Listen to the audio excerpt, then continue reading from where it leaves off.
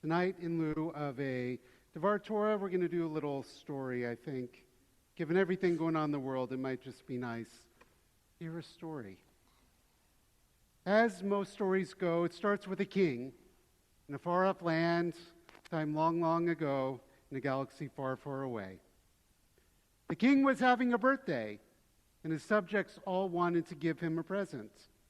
Some sent jewels for his crown. Others sent bags of gold and silver, because it's good to be the king. And some sent fine cloth and embroideries. Every day, hundreds of people stood outside the palace waiting to present their birthday gifts to the king. In a small village far away from the capital city, there lived a Jew who was too poor to buy a gift. But he wanted so much to give the king a present. He looked all over his house, in his closets, in the kitchen, and even under the bed. But he found nothing fit for a king. Now this poor Jew had a neighbor who was rich. And when the neighbor saw the Jew searching everywhere, he scoffed, "What could you possibly have that would be worthy of a king?" The next day, the rich neighbor found a broken, rusty plate lying in the poor man's yard. "Why don't you take this old plate to the palace?" he cried in a mocking tone. "Surely it will make the perfect present for a king." When the poor Jew heard these words, his heart was filled with joy. "Yes," he repeated, "this will make the perfect present for the king. Why didn't I think of it myself? I will go at once." And so the poor man wrapped the plate in a piece of clean cloth and walked to the capital city so far, far away. As he walked along, his heart was happy. "I am bringing the king a special gift," he thought. "I am bringing him something from my own yard. Surely the king will be pleased." When at last he reached the palace, the poor Jew stood in a long, long line of people waiting to present their gifts. When he finally stood before the king himself, the Jew unwrapped the rusty plate and placed it at the king's feet. At that very moment, God looked down and saw the deed of this poor man. God saw how kind the man's heart was and how much he wanted to please the king, and God smiled.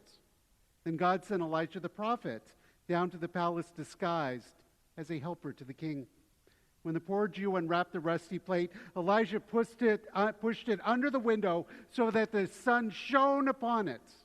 The plate glistened and sparkled with all the colors of the rainbow. Then Elijah turned the plate from side to side, and the rusty spots shone like precious diamonds.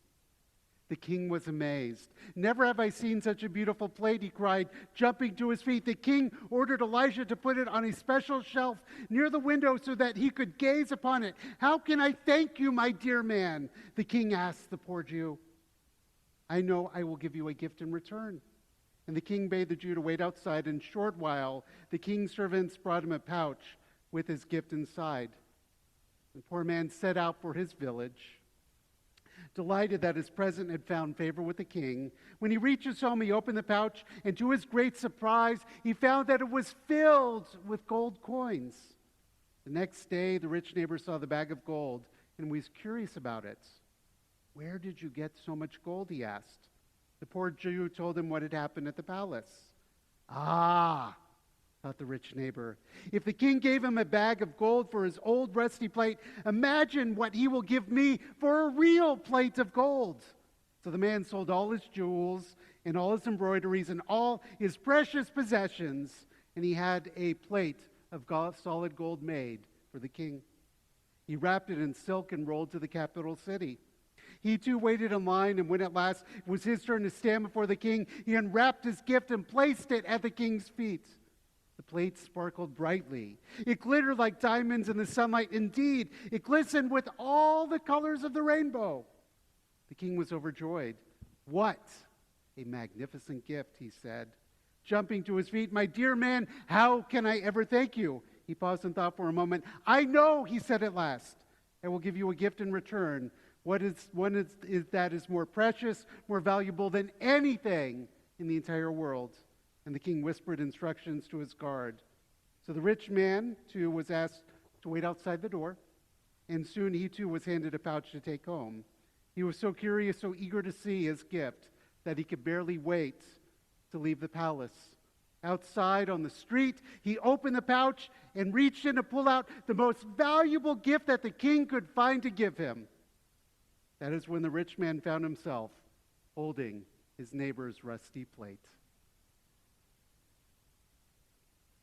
This comes from our oral tradition from our communities in Egypt. And yes, there are many lessons we can derive from it. But perhaps the most important of all is the best gifts we can give to each other and to those most precious in our lives are the gifts of our time and the gifts of our hearts. Anything else could end up being simply a rusty plate. Shabbat Shalom.